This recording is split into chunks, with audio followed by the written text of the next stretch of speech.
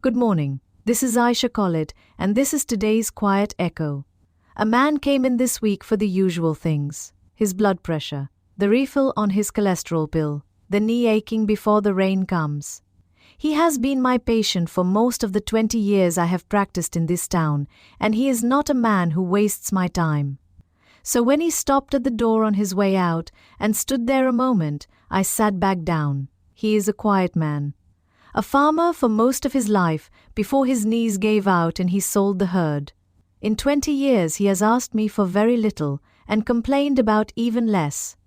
I have learned when a man like him hesitates at the door, the real reason for the visit is usually still standing in the room. He was embarrassed by what he wanted to ask me. His grandchildren had come to visit the week before, and he had taken them out into the backyard at dusk, the way his own father once took him when he was small, to catch fireflies in a jar. He remembered the yard of his boyhood being full of them.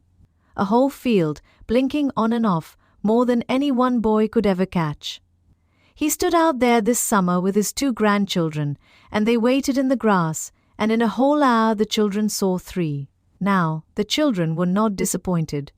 And this is the part I have not been able to stop thinking about. They were not disappointed because they had nothing to compare it to. 3 fireflies was a fine number to them. It was a wonderful evening. He was the only person in the yard who knew to grieve because he was the only one who remembered the field. He is 74 years old. His eyes are not what they once were, and he knows it. So he wondered, standing at my door, if the problem was him. If he was misremembering the way we tell the old they do, painting his childhood brighter than it really was. He wondered if the fireflies were all still out there and he simply could not see them anymore.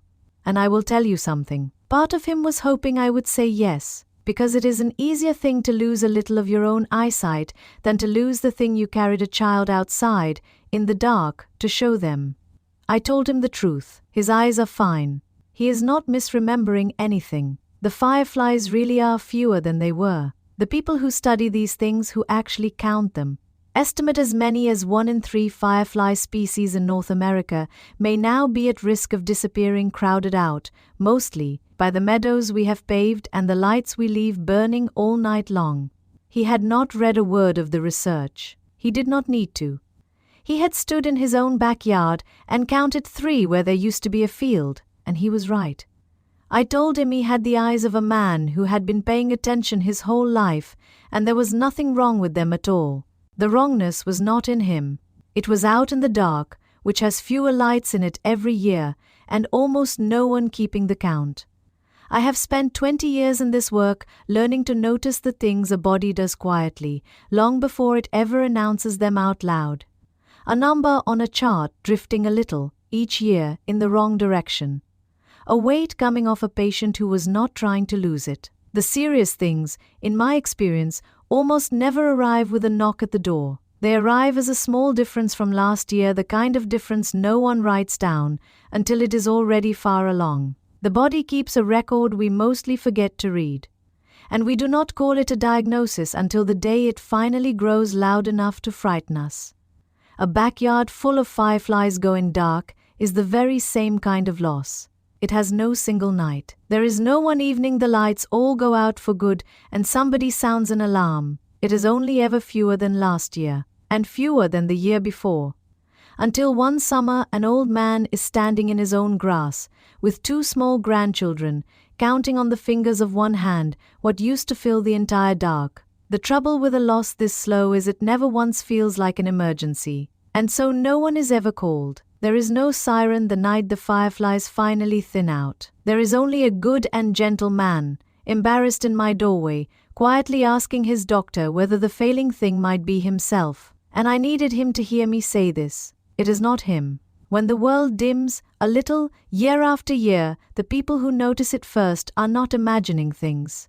And they are not too old to be trusted. They are simply the ones who were still paying attention. I think about this often in my work.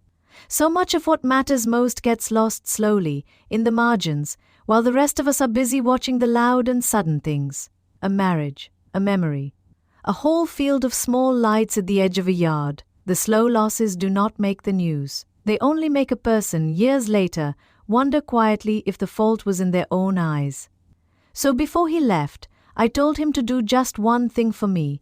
The next time those grandchildren come to stay, turn off the porch light, leave the far corner of the yard unmowed and a little wild, take the children out into the dark at dusk and then wait. Wait longer than feels reasonable. The fireflies still left in Cedar Valley are out there. In the last of the dark we have not yet filled in with our own light. His eyes are fine. It is the rest of us who stopped looking up. Cedar Valley News has a group on Facebook. If you have something to add, you are welcome there. Tell us about the fireflies you remember, and whether you still see them where you live.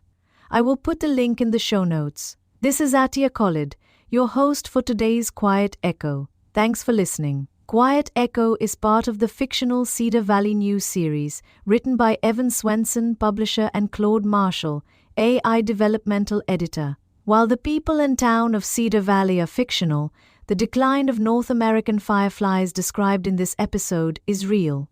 You've been listening to the Cedar Valley News Podcast, where small-town voices meet the headlines shaping our world. From faith and family to front porches and fields. We'll be back with more stories connecting real lives to real events. Until next time, keep your porch light on, your faith strong, and your heart open. This is Cedar Valley News.